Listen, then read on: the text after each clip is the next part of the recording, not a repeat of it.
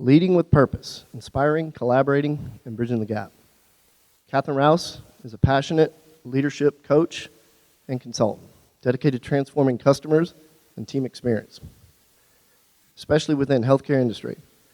With over 20 years of experience in customer service and collection operations, and 17 plus years specializing in healthcare revenue cycle customer experience.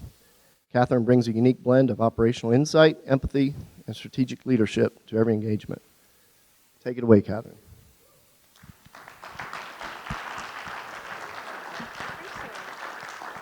Good afternoon, HFMA. It's so good to be here with you today. How many of you flew in all the way from Alaska? I'm just curious. Anyone? Awesome. I lived in Juneau, Alaska for 5 years growing up on Douglas Island, so it's really great to be here. So again, Aligned for Impact, bridging the gap between finance and care is what we're going to talk about today. I love this theme, super excited about it. A little bit about me. Thank you for the wonderful introduction. This is a picture of me and my family just a couple years ago. I'm married to Eric, 25 years. We just celebrated in September. My son, Hayden, he just graduated. He's 21 from Grand Canyon University. I have a daughter, Hannah. She just graduated high school, and she's in Colorado at college. And I worked almost 17 years for Providence Health and Services, leading the customer experience within the revenue cycle. And my last year there was one of the most fun years I had. I got to lead caregiver experience for revenue cycle. So I'll talk a little bit about my experiences throughout our talk today. About 3 years ago when I left Providence, I felt called to start a company. And it's called Rise Coaching and Consulting. So what I do with that company is I come in, work with organizations, I help them rise to excellence to the best that they can be. I do leadership coaching, communication coaching, and I'm certified through the John Maxwell Leadership Program. Are you all familiar with John Maxwell? Yeah, he's the #1 published author of leadership books, and I may have some prizes for you today. All right, so the title of the talk today is Leading with Purpose, Inspiring, Collaborating, and Bridging the Gap. What to expect today, we're going to have an engaging and interactive session with prizes. So when I ask you guys to respond to things, that means interact. Like, I'm going to be looking for you guys to, interact, okay? And you might win a prize. I'm just saying. And then explore leadership strategies that align teams around a shared purpose. We're going to discover how to use your unique purpose to inspire, collaborate, and bridge those gaps that we're talking about. And then I love to share practical tips at all my talks, actionable strategies, and takeaways for implementation. So before we get started, since I like to have a little fun, and those of you in the room that know me know I'm all about fun. So if you stand up and look on the back of your chairs, 2 of you in this room may have a Silver Star sticker. And if you do, I'd love for you to come up because I have a prize for you. Just look at the back of your chair. You might have a Silver Star sticker. Anyone? It's like, oh my word. Congratulations. Come on up. Okay. Okay, come on up if you want. So you have a choice of developing the leaders around you or Good Leaders Ask Great Questions, both by John Maxwell. Congratulations, both of you. Okay, thanks. All right, see how that works? Okay, I'm glad you're all engaged now. All right, let's jump right in. So my first question for all of you guys when we're talking about alignment, and I'm not talking work, what is the first thing you think of when you hear the word alignment? Just shout it out, anything. Yep, okay. Okay, I'm going to just tell you some of the things I thought of when I thought of alignment. My 16-year-old son, well, now he's 21, but when we bought him a car, he was driving 50 miles an hour, and then he hits a roundabout, and he hits the curb, and guess what? It was more than just the alignment going out, but he pretty much kind of wrecked the front end of the car. And so when I think of alignment, that's the first thing. We often will think about what happened to us in our lives. I always think of that experience because just as your car runs more smoothly when it's aligned, the same thing happens for us. We perform better when our thoughts, feelings, and emotions, goals, and values are totally in balance. So that's one example. Another one, and this is also because I think about this all the time. Do any of you guys go to a chiropractor in here? A few of us. Okay, yeah. Well, I live with chronic back and neck pain because I've been in so many accidents. And so that's another thing I think of often when alignment is my spine and my back and neck. So when your spine is misaligned, it causes pain, tension, and fatigue. So what happens when leaders and teams are misaligned? That's the question. Well, I've got some examples here. So signs of misalignment that you'll see if your team is misaligned is there'll be friction, disconnect and burnout, loss of productivity and outcomes, turnover of your greatest people, and sometimes it can cause damage to your brand and reputation. So I'd like you guys to think of an organization or brand that you trust, that you expect a consistent, amazing experience from. Chick-fil-A, okay, that's a good one. Disney, what else? Yeah, okay. Some people will say like Nordstrom, Starbucks. Well, some of you must have looked at my slides in advance. The first one I had on there was Disney, the happiest place on earth. I share this picture because these are our best friends. They don't like Disney, and they certainly don't like wearing matching shirts. So like any amazing good friend, my husband and I gave them matching shirts and said, hey, we're going to Disneyland. We're going to go down for 24 hours and back. And they were very hesitant, but good sports, and they agreed to go, and we had the most amazing time. You can't help but have an amazing, happy experience when you're at Disneyland. It's just what they do there, even if you don't like Disney. So I think this picture cracks me up. And then Chick-fil-A. You guys definitely had the two I thought of. Chick-fil-A, anytime, so my daughter works there, and if you say thank you to them, which I do this all the time just to drive her nuts, they have to say my pleasure. So when I'm in the drive-thru, I'll be like, thanks, Hannah. She goes, my pleasure. Thank you. And I just keep saying it. It drives her nuts. But the thing I love about Chick-fil-A is you do get a really consistent experience. For fast food, the food's pretty good.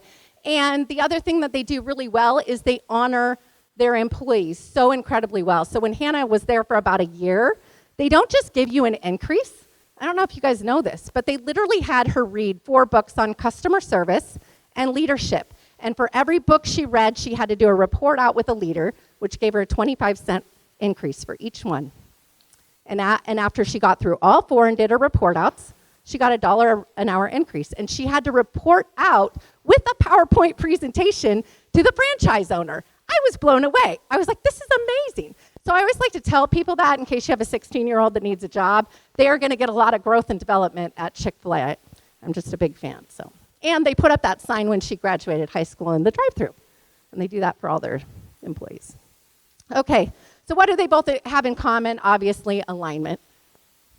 So what's the cost of misalignment? I want you guys to think about that. One stat I pulled up when I was preparing for this was U.S. hospitals waste over $12 billion annually as a result of communication inefficiency among care providers. That's just an example. There's several examples of misalignment, the costs of misalignment, administrative waste, there's rev cycle inefficiencies, claims denials, rework, delayed patient payments, it goes on. And since we're talking about more than just revenue cycle and finance, there's impact to our clinicians, provider burnout, delayed or inconsistent care. These things are all impacts of misalignment. Misalignment can also reduce productivity by up to 25%. That's a McKinsey stat. So I love to share stories. So I mentioned that my husband and I have been married for 25 years, so we decided to go on a last-minute trip. I'm kind of spontaneous, as you can see, like with the Disney example. And I said, let's fly to Charleston, South Carolina. We've never been. So he's like, okay. So we went there, and then we went to Savannah, Georgia, and we went all over the place. And when we were flying back, we were just absolutely exhausted, and we had a layover in SeaTac for over 2 hours trying to get back to Portland, Oregon, because I live in Camas. And I looked ahead, and there were seats on the earlier flight, and I was texting with Alaska Airlines, and they're like, yeah, you can get on, you're just going to have to run. So we get off the flight, we run, we take the little underground train, we get there, the gate's still open. I've done this a million times at the SeaTac airport. And I said, oh my goodness, I'm so glad we made it. I go, can you please switch our tickets to this earlier flight? And one gate agent in an Alaska Airlines uniform said, oh, okay. And the other gate agent was wearing a Hawaiian Airlines uniform, and she said, nope, you're too late. And I said, but the gate's still open. I do this all the time. And she's like, too bad, it's policy. And I was like, what? I go, did it change, like, since last week when I did it? Like, because the gate's open. And she's like, no, we can't help you. And I've never had that happen. I love Alaska Airlines. So, but what was interesting was a pilot, the Alaska Airlines pilot of that flight, walked out. I don't know why he was walking out, and he goes, "Is everyone on board?" And I'm like, "Well, we aren't. I'm trying to get on." And he lights up and he goes, "Well, the gate's still open. Get them on." I loved it. It was like the best moment ever. I'm like, "You're our hero." So we get in, we didn't have great seats. We were middle seats. I didn't care. I was getting home 2.5 hours earlier than planned. But the reason I bring up that story is Alaska Airlines just recently went through change. Hawaiian Airlines, Alaska came together. There's this new Atmos rewards I'm trying to figure out. But anyway, the Alaska gal wanted to get me on the flight, but the gal in the Hawaiian said no. And I think it was just they were misaligned. Thankfully, the pilot made my day. And their vision is to create an airline people love. And honestly, I love Alaska Airlines. I only fly them, so. Okay, so how do we gain alignment? I put together this align framework when I was preparing for today, and we're just going to break it down, ALIGN, okay? So A is on we've got to align on our mission, values, and purpose. Leaders, we set the tone by modeling commitment to the purpose. How many in this room are leaders of teams of people? Okay, wow, so the majority. All right, thank you for doing that. Okay, so did you know only 22% of employees strongly agree that their leaders have a clear direction for their organization? So if we do the math, that's 78% feel like they don't have a clear direction. That's pretty alarming. L is on listen actively for the Align framework. What does that look like? Let's talk about it. We need to understand the key challenges between finance and care. Don't worry, I'm not going to read this entire slide because it's lengthy. But if you think about finance and care, we have different daily realities. Our clinicians are providing care for the patients. We're often working remotely. We have conflicting priorities sometimes. There's sometimes a lack of shared knowledge if we're not collaborating and meeting. Limited communication and feeling undervalued or misunderstood. Sometimes we think the one or the other doesn't understand our pain points. So how does listening help us embrace different perspectives? We're going to play a really quick little video. It's very short, so I'm going to click right to it here. Okay.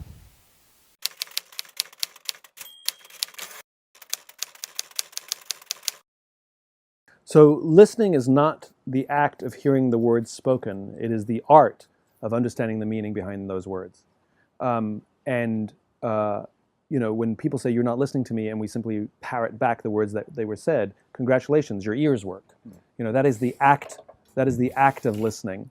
But the art of listening is creating an environment in which the other person feels heard. Now you notice what I said there. The other person, and I used an emotional word, feels, right? I don't want to know that you heard the words. I want to feel heard. I want to feel seen. I want to feel understood. And that is a learnable, practicable skill. All right, so one of my favorite quotes, this is actually hanging in my office, is I've learned that people will forget what you said, people will forget what you did, but people will never forget how you made them feel. And I think Simon really touched on that well with active listening and why it's so important, because it's really the art of listening if people actually feel heard. So I is on integrating metrics for the Align framework. And some examples of metrics integrations, there's so many. I mean, you guys could probably give me a huge list. But as I reflect on my career at Providence, I think of some of the wins when we integrated metrics and we worked with finance and care. So in the Oregon region, we actually partnered with our clinicians. They came to us and said, our no-show rates are through the roof. We need your help. And so we looked at the numbers together. We ended up figuring out which clinics had the biggest no-show rates, and we partnered up with clinic financial counselors to help them. And we saw a drastic reduction in no-show rates and an increase in insured patients being seen, which helped the revenue. The other thing that I was honored to be a part of was patient experience scores, partnering with the patient experience committees. I think it's really important for revenue cycle and finance to be at those meetings so that we can speak to the numbers and partner with them. Front-end point of service collections, just talking about the numbers and how the cost to collect really goes down substantially if we're collecting more on the front end. And then call volumes, my background, so I have 25 plus years of leading, centralizing, and customer service contact centers even prior to Providence. And one thing I used to always talk to the clinics about is like, we take 100,000 incoming calls from our patients every month. And when the accounts become past due, we're making 100,000 outbound calls on average back in the day, trying to screen our patients to see if they qualify for financial assistance if they can't pay, or collect if they have the ability to pay.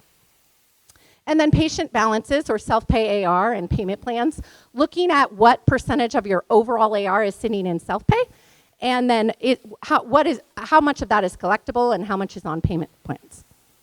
All right, so organizations with aligned leadership teams are 2.4 times more likely to hit their performance targets. G is giving visibility, and that's more about kind of that whole collaboration and communication when you turn those competing priorities into shared progress. And then N, last but definitely not least, nurturing trust and relationships, which is my favorite. So some of you might say, well, how do we go about nurturing trust and relationships? I've got a list here for you. As leaders, we always want to lead with authenticity, communicate consistently and clearly, follow through and close the loop on everything we do, show care beyond the task, not just doing the minimum, but going above and beyond. Recognize and appreciate each other, collaborate, and provide education, and then celebrating success. Humanizing the conversation is about finance and care. We're just two sides of the same coin, and finance protects the organization's future, and clinicians often protect the care. We both want patients cared for and caregivers supported. Alignment is not about agreement, it's about a commitment to a shared purpose. Speaking of shared purpose, I wanted to talk next about how do we go about building this bridge. There's 3 pillars of aligned leadership that we're going to talk about today. Number 1, shared purpose. Number 2, shared metrics. And number 3, shared wins. So here's my question of you guys. And I don't know if any of you have paper you can write down, but if you want to take notes, it's great. Do you guys know your purpose, your personal purpose or your calling, or what your why is? How many of you feel like you kind of know that? Yeah, not a lot of you, right? I gotta say, I didn't know it either. So that's why we're talking about it. When you know your why, you'll know your way. Simon Sinek was the guy on the video earlier today. So it's time for a raffle. Do you guys have your tickets out, the red tickets? All right. Simon wrote this book called Start with Why being at the center, and then you go to how and what. It's a golden circle. So I'm just going to draw a ticket, and hopefully one of you has it. There's some up here that aren't taken. Okay, so the last 4 numbers are 7073. Does anyone have 7073? Oh, awesome. Congratulations.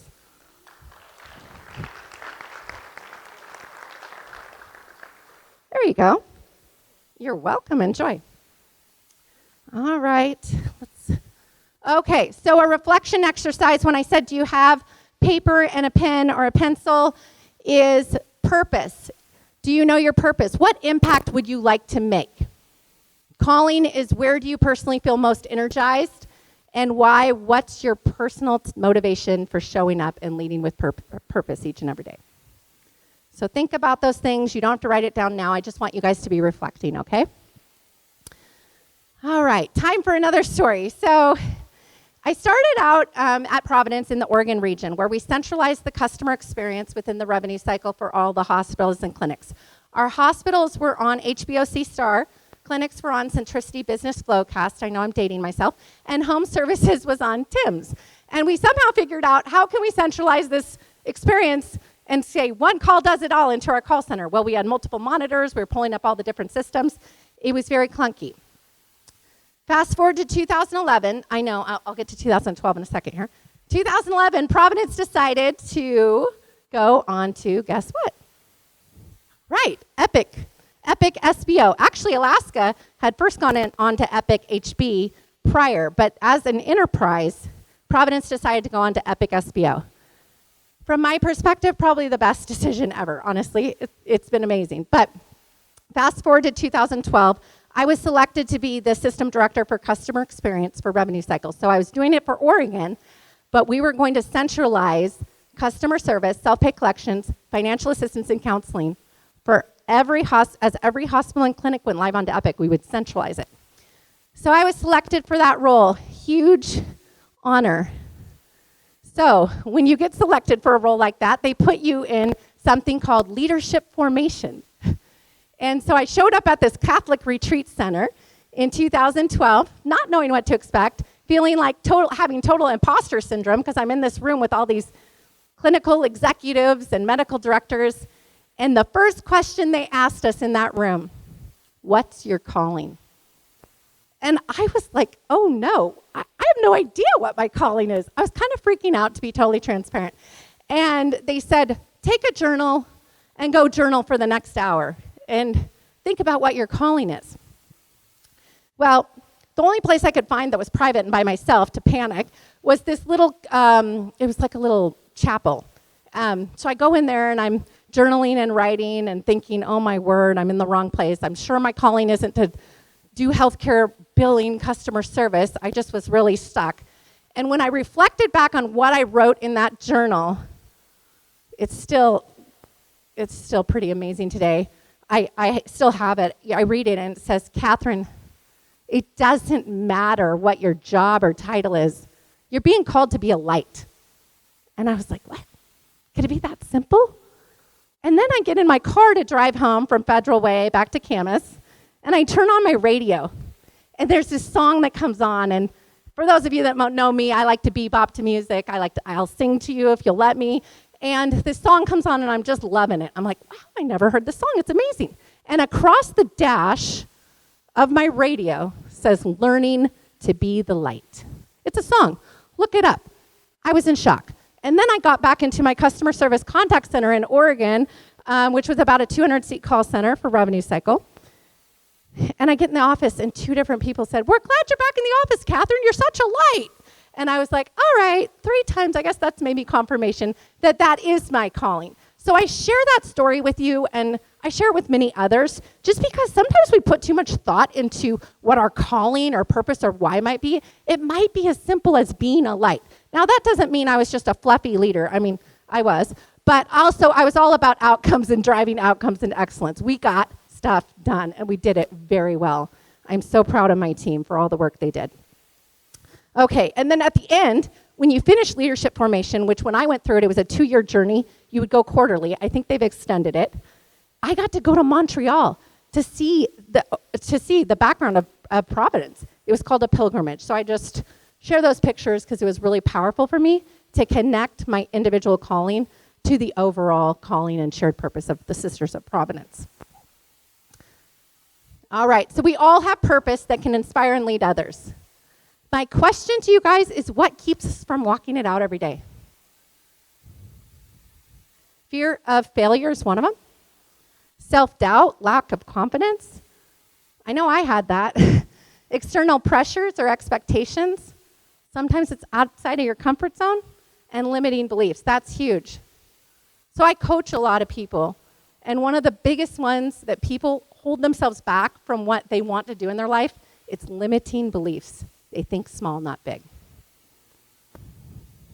So why is shared purpose important? You'll see a 10% improvement with employees that have a connection with the mission and purpose. It'll lead to an 8% decrease in turnover and a 4% increase in profitability. So another quick story. I know I have a lot of Providence stories. I was there a long time, but they're pretty amazing from my perspective. Yes, I know that logo's old. There's a reason. So when I was in the Oregon region, the Oregon decided at Portland Medical Center to invite patients in and ask them, what is it that you want from a health system? And it was a consulting group that came in, and I got invited to be part of it, which was a huge honor, and we got to listen to patients and hear what they said. And what the patients said was, it's simple. We want to feel known, we want to know we're being cared for, and we want things to be made easy. And that's the promise of Providence. Know me, care for me, ease my way. It started many years ago in the Oregon region, and as Providence joined with St. Joseph Health and Covenant and everyone, we went through the whole transformation with Epic. Everyone embraced it. And you know what? It wasn't just about the patients feeling known and cared for and ease their way. We as leaders made that about the employees, the caregivers. We wanted them to feel known, that we were caring for them genuinely, and that we would do whatever we could to ease their way and remove the barriers. So I have a video that my last year at Providence, I got to be part of this. I got to work with the film crew and go around and ask revenue cycle caregivers why they do what they do. And this is just snippets of it, but I wanted to share it with you guys. The reason why I love my job is because I know we're helping people on a daily basis. We're not clinical, but we are still providers. We're caregivers, and that's what matters.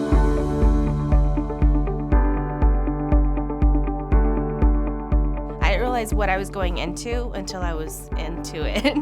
I thought what I was going to be doing was paperwork, but once I got into it, it's like you see things at a healthcare facility that you don't see day to day. I've never helped so many people before in my life. It's not just medical, it's whatever that person needs. You know, I've witnessed homeless being put into housing. I've witnessed people that don't have insurance be given insurance, or people that do have, you know, healthcare balances get those completely wiped out, and I'm a part of that in some way. Seeing this side of healthcare really changed my attitude on what I thought serving in healthcare was. From start to finish, we're with the patient even beyond their discharge date. We are the first face that our patients and our visitors community see when they come in through their door. And that experience often influences their entire experience. The short time that we have with them, make it meaningful. We set that tone for that full visit. It's the beginning of the healing process. Coming back to a faith-based facility was like coming home for me because of the fact that we had the ability to be so compassionate and giving to our communities. As a believer, we are called to be the hands and feet of Christ. The sisters who came before us started that foundation, built that foundation for us. When I started at Providence, I think I was in awe of how everyone was just so mission-driven. Everything we do, we relate it to the mission. People believe in it here, and there are so many examples of wonderful people that work here. I represent the mission. I represent those core values. It is within me. This is how I was raised. It resonates with just my personal mission and how I feel in my personal life. I work here not just for the money. I work here because I have compassion for my patients. Compassion is not just looking at somebody as a diagnosis, it's putting yourself in their shoes and feeling what they're feeling. They're afraid, they're scared. If that was me in that situation, I would want somebody sitting besides me. Providence gets to impact that and say, you know what, I see you, I hear you, I'm gonna take care of you. Compassion moves you to do great things. We're not there to judge, and we treat them all the same. Sometimes they're embarrassed to say that they don't have insurance. They come in being ready to be looked down on. And most of the time we have these programs to where they don't have to worry about paying for anything or anything like that, just making sure they get the healthcare that they're needed. So the goal really is to create that excellent patient experience to every of our patients in Providence. No matter what you do, you need to give it 110%. Doesn't matter if you make the coffee or you clean the toilet or the patient's room or you register a patient, but if you do it with passion and the best of everything you got, it's the best. Our job is when we're checking them in is to really make it seamless and calm their nerves. Give it your all, because you don't have the opportunity to look back and say, I wish I would have tried harder, or I wish I could have made a difference on this phone call. I want to make sure when they call in and they're already upset about their bill and they're already sick, that they know that they're going to get help. Make it happen for the patient. We want to work for the patient, ease their way. I want to leave every situation, every encounter with patients just happy, like I did awesome. I get to come in every day and be who I am authentically. I don't have to pretend or be something that I'm not. I get to be a person who genuinely loves and cares for people. My existence in this world is for a reason, professionally or personally, is to be of service to everyone and anyone I see. You know, you wake up every morning and then you think of all your blessings, and that's how you start your day. And then what can you do to give back to the community? One way of me looking forward to every day is to come into work and help people. I feel like I belong. Every day when I get up and I come to work, I come here because I know that I'm doing something good. It doesn't feel like I'm working. I'm going in there and I'm doing what I love to do, and it's makes my day go by so fast, and I go to bed at night and I'm thinking, can't wait to do it again tomorrow. Know me, care for me, ease my way.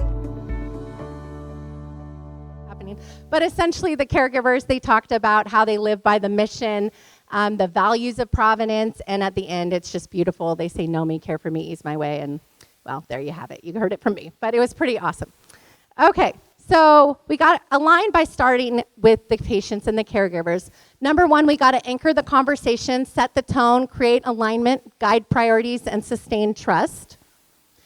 And so how do we help our caregivers or employees on our teams feel that we know them, that we care for them, and that we want to ease their way?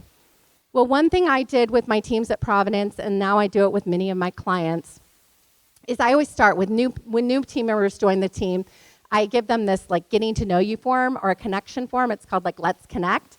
And they fill out anything and everything about themselves, like their favorite coffee drink or beverage or their favorite color or their favorite cartoon character. And back in the day, I saved those paper copies in my files for each team member. But what's really cool is when they do something amazing that you want to acknowledge and recognize, you can pull out that form, now digital, and look up and you'd be like, let's say Kurt. Kurt's here, right? So we used to work together. So I might know that Kurt loves hockey.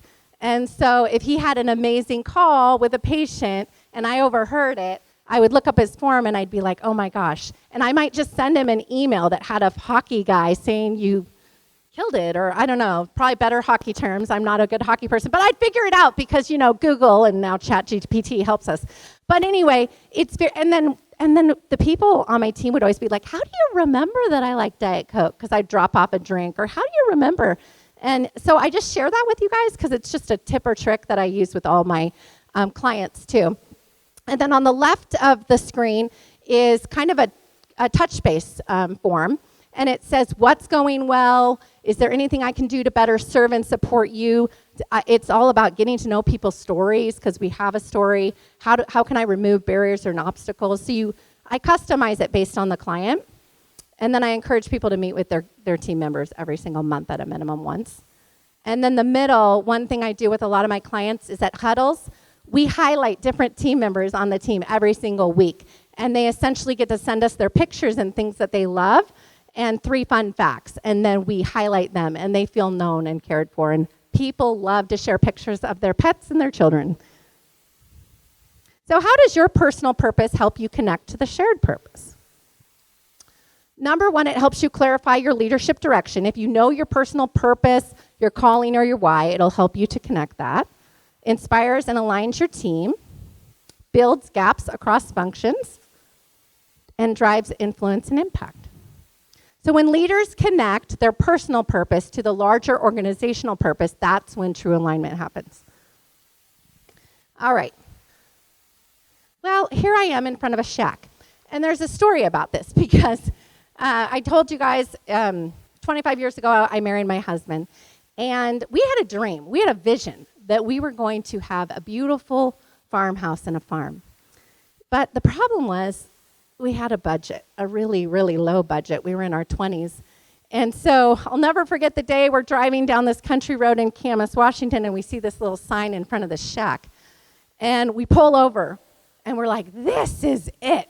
We fell in love with the place. We're like, this is where it's going to be, a safe place where we'll all be welcome to gather and create memories and where we're going to raise our family. It's going to be amazing. Our entire family thought we were crazy. When we went to tour the house, there was a dead bird and a mouse in the living room. It was shag carpet. It had been remodeled in the 70s. The walls were all that fake wood paneling. There was actually a wall that was completely yellow because there was bees, honeycombs in the walls bleeding through. And then when we went to inspect the wood stove, because the home had no heat, a bat flew out. So that was cool. But we still bought it because we were like, this is it. And it was all we could afford.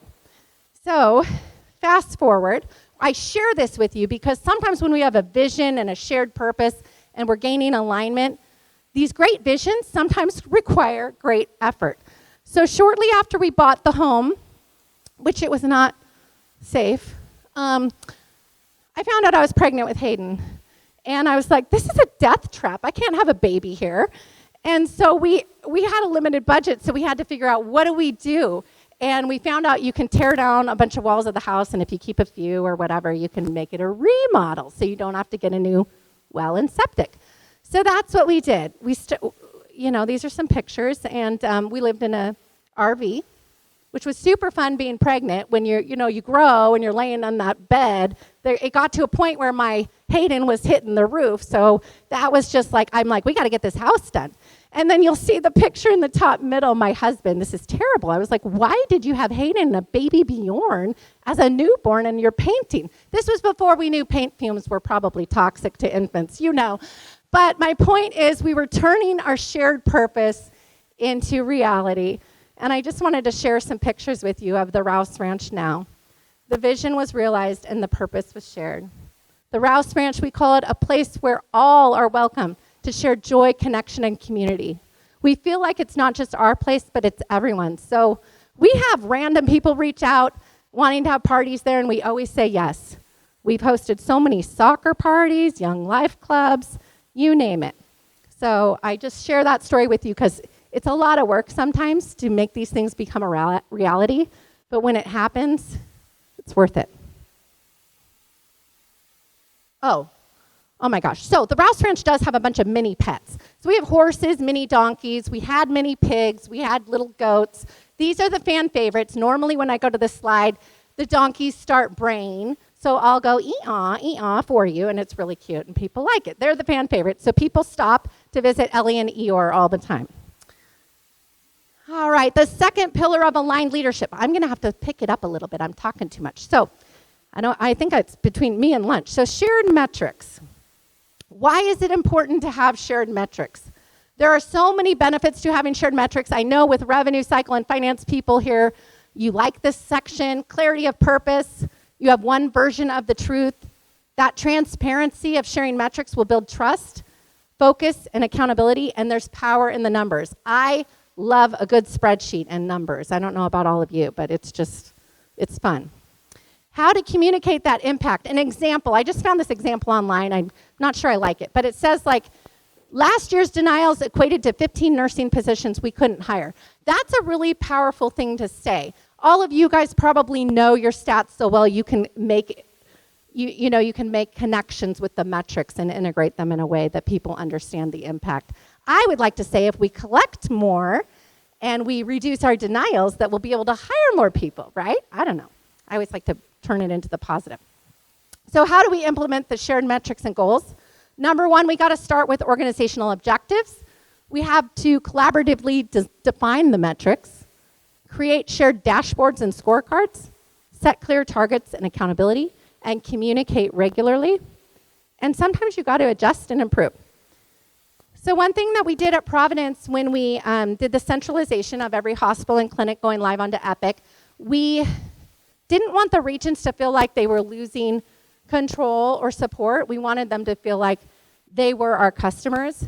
So what I did was I went out to all the CFOs and CEOs and I said, what is it that you want to know from us to make sure you're comfortable with us handling your patients and their experience as far as financials? And they gave us the numbers and the metrics they wanted to know.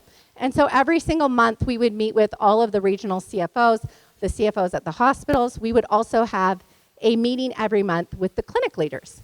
And we would report out on the numbers that mattered to them and then also educate them on the numbers that mattered to us.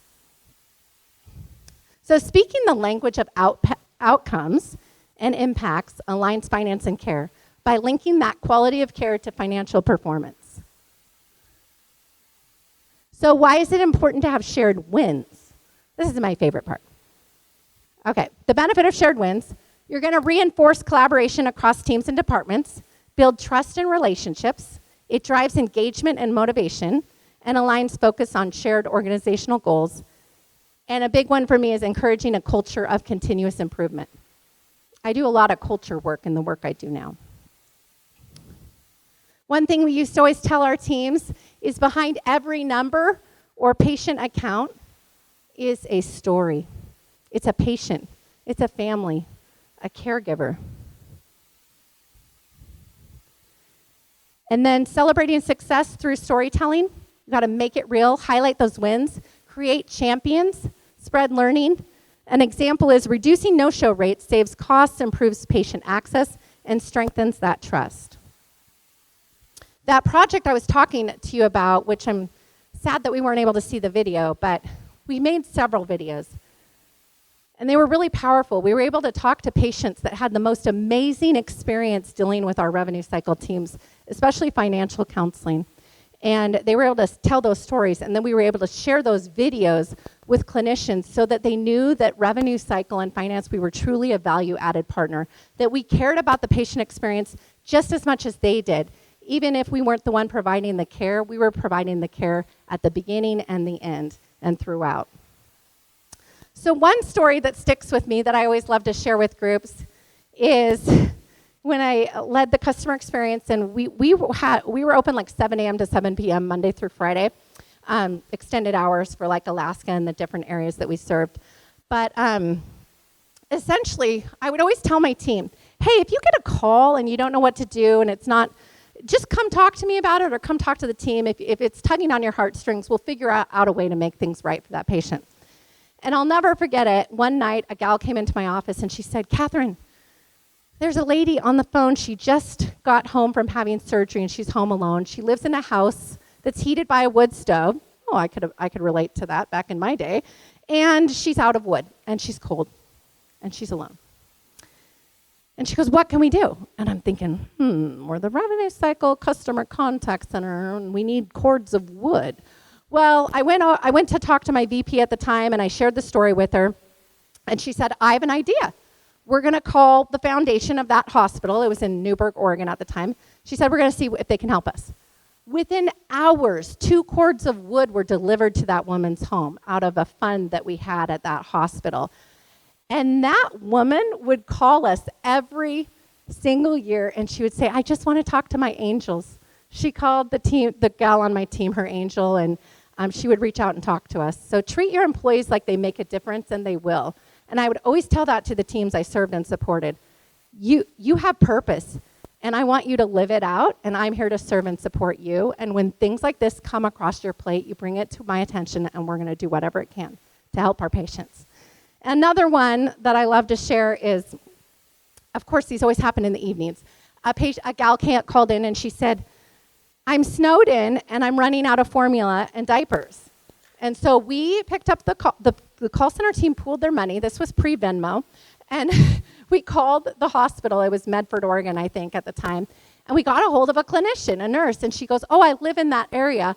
I'll bring the gal diapers and formula. And she had a 4x4 vehicle. So this nurse drove the formula and diapers to this person's house. Those are the sorts of things that we were able to do that really made an impact. And I love to just share those stories because leading with purpose, it truly makes all the difference. Some other ideas I like to leave with you is I created these I Am Providence trophies. We had 5 traveling trophies that went all over the revenue cycle, not just within my teams. And I gave them to each of the leaders and I said, hey guys, we got these journals and these trophies. They were super inexpensive. And I said, what we're going to do is we're going to acknowledge and recognize the amazing work people are doing that aligns with our mission, values, and our promise. And then it'll be a traveling trophy with instructions inside that they have to then acknowledge and recognize someone else. Well, this totally transformed the culture within our revenue cycle. And these trophies were going all over the place. People were just thrilled and they were putting them up on their cubes with great pride.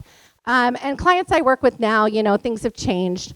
That star trophy isn't quite as cool. So I now order the goat trophy. It's a tip. It's out on Amazon.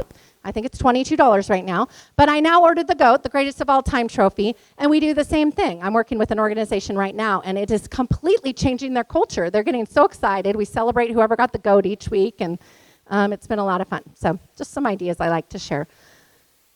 I always like to say revenue cycle and finance, we are truly an integral part of the patient experience. I know that all of you in this room believe that and know that, but it's important that we always remind our caregivers and employees that they should truly own that experience because they are that experience. A leader is one who knows the way, goes the way, and shows the way. One of my favorite quotes. So with shared wins, wrapping that part up, care improves, costs are reduced, and you'll see a financial benefit. Shared wins alignment is reinforced.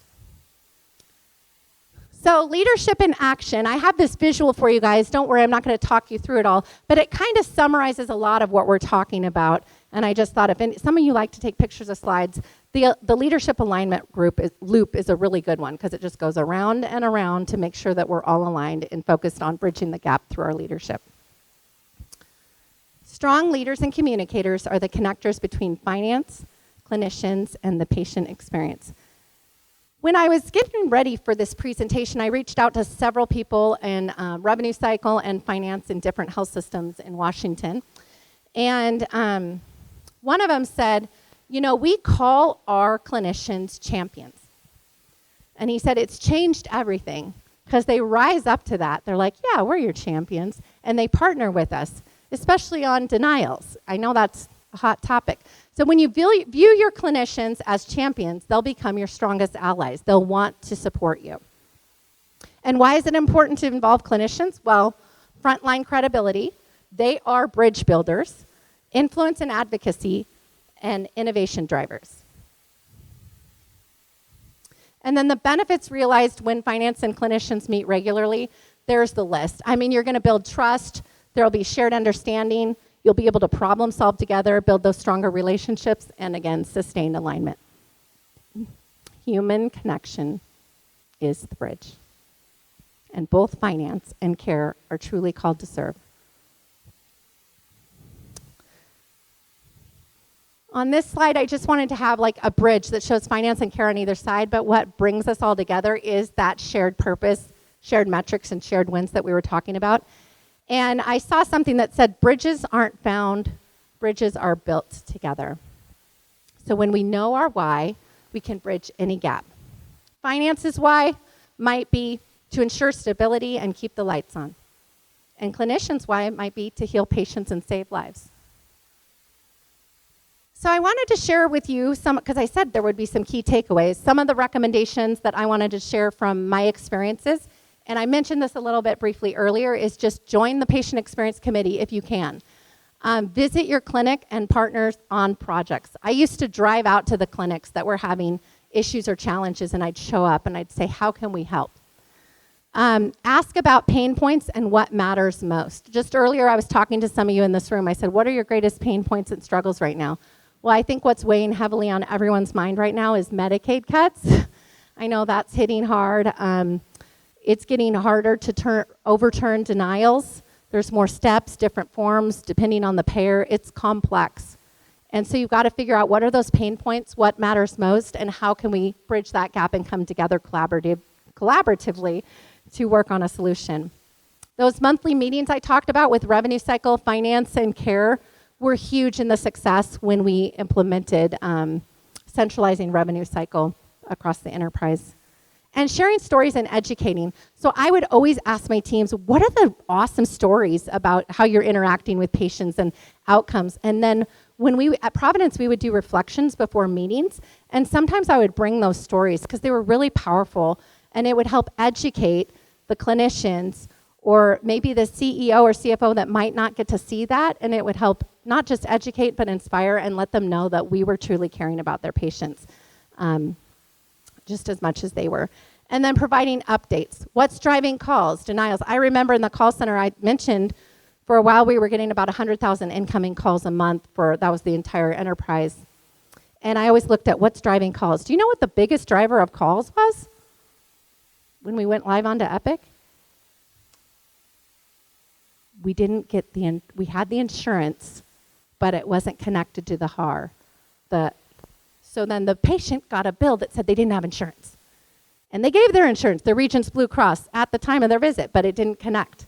And so that became an educational point where we followed up with the clinics and we did a training and said, hey, this is how you actually connect the insurance to the account. And so the patient doesn't get a bill that says they don't have insurance.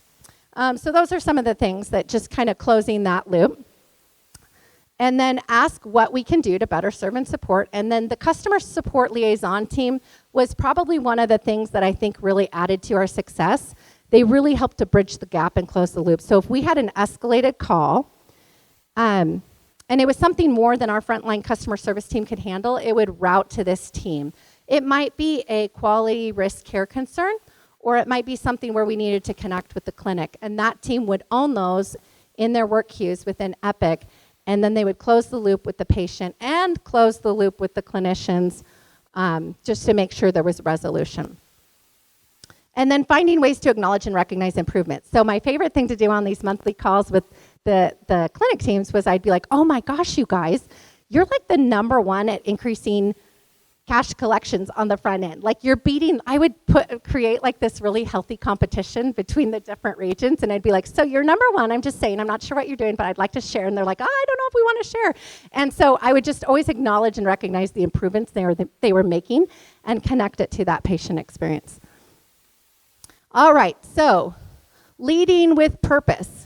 Inspiring, collaborating, and bridging the gap. So the #1 selling book of John Maxwell's is The 21 Irrefutable Laws of Leadership. Connecting is the ability to identify with people and relate to them in a way that increases your influence with them. True leadership is influence.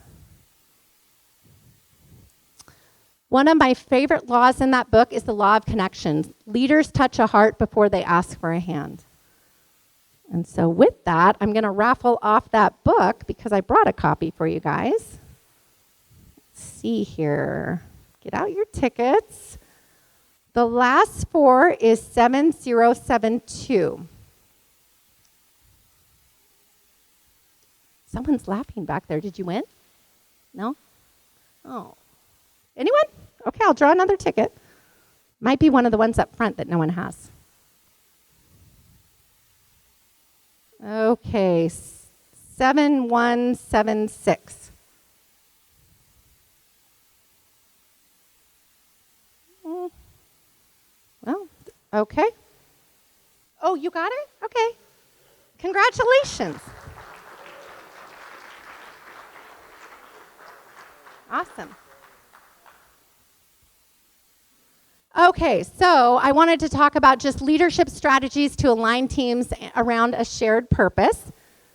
#1, we want to be communicating the why, setting those shared goals and metrics, leading by example, fostering open communication, always empowering your team to do the right thing, leveraging individual strengths, bridging gaps through collaboration, celebrating those wins together, and keeping the purpose visible.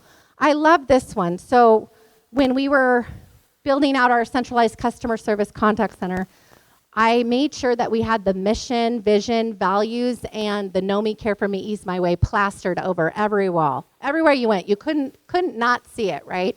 And so I think it's really important to keep that purpose, your mission, vision, values, purpose visible, but also in how you talk to people.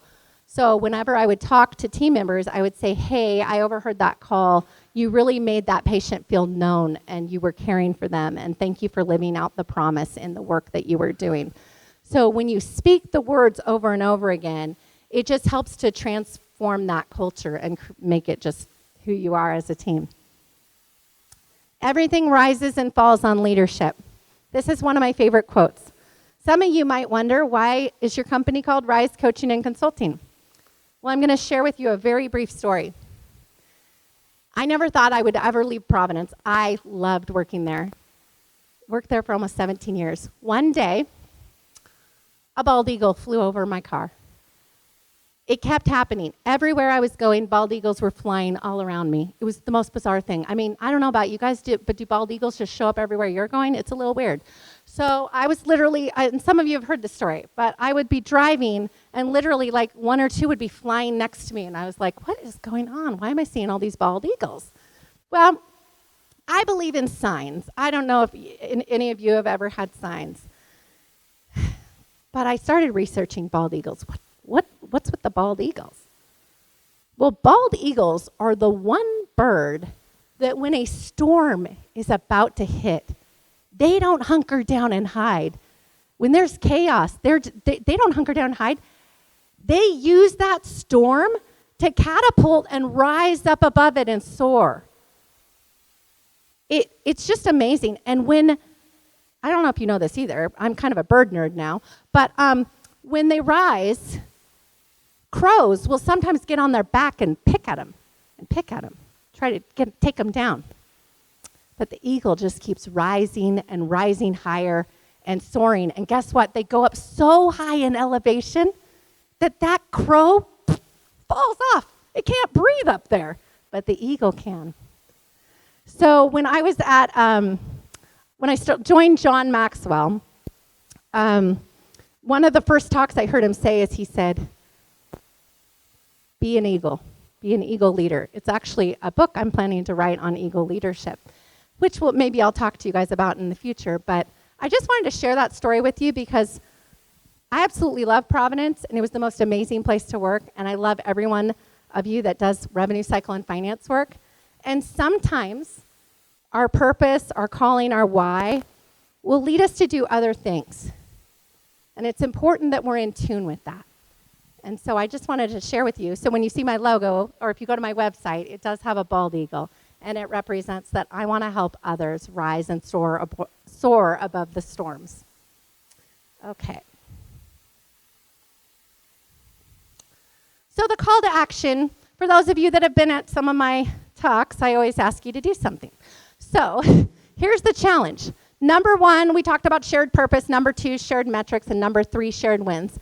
So the first thing I would like you to do is recognize and connect. When I've done this in other groups, people will text people, and before we even get out for the break, they're like, oh my gosh, that person just texted me back. It totally made their day. So I want you to think about people that you've worked with, or maybe people in your personal life that have truly inspired you. Identify 1 to 3. It could be colleagues, leaders, or team members who inspired you by living their purpose or communicating their why, or it could just be anything. Maybe they made a difference in your life. Send them a text, an email, or a note. We used to send personal cards in the mail back in the day. But send them a text and tell them how they positively impacted you. The next one is pick 1 key metric or outcome in your team or department that matters most to the patient experience or your goals. Share it with your team and connect it to the bigger purpose. Help everyone see how their work contributes. And then last but definitely not least, shared wins. Celebrate and amplify. So I always tell people, highlight a recent success or improvement in your team or across departments. Share that story behind the numbers and publicly recognize the people who made it happen. All right. I'm almost out of time. They flashed me. So my last raffle prize, I don't know if I mentioned this earlier, but I sometimes do a presentation on DISC. Maxwell Leadership has a DISC that's specific to leadership. We also have one that's specific to sales leaders. So I often will do sessions on this, but I wanted to raffle off a Maxwell Leadership DISC assessment and a coaching debrief with me. And so let me draw one of you. It's actually really fun. The people that have done it, there's some of you in the room, enjoyed it. And let's see, the last 4 is 7144. Oh, you won. Awesome. Congratulations. There you go. So my contact info, my card's on the back, so just reach out and then we'll connect. Awesome. And if anyone else would like to do a DISC assessment and debrief, there is a QR code. You can scan it. I give HFMA members a discount on that. And then I also wanted to mention that on your tables, there are some flyers that talk about DISC or this flyer. I have a couple of them. But this just talks about the different services that I offer. So I can come into your team and run a team building session, do DISC assessments on everyone, and then we just have a lot of fun. There's also a Maxwell Leadership game that you can come in. I come in and facilitate with your group, and it's amazing the transformation that happens with teams when we do this. So, are there any questions for me? I hope you guys will take the challenge. I'm going to check in on you at the break. So hopefully you guys are texting people. Well, thank you so much. I am honored and appreciate the opportunity to be here with you guys today. And I know you guys have an amazing conference because your team here at HFMA, Washington, Alaska are pretty amazing. So thank you. Thank you, Kathryne. We are so lucky to have your expertise and are grateful. So we have a gift card that we will give to you, and we are going to be making a donation in your honor for Ronald McDonald House here local in Spokane. So thank you.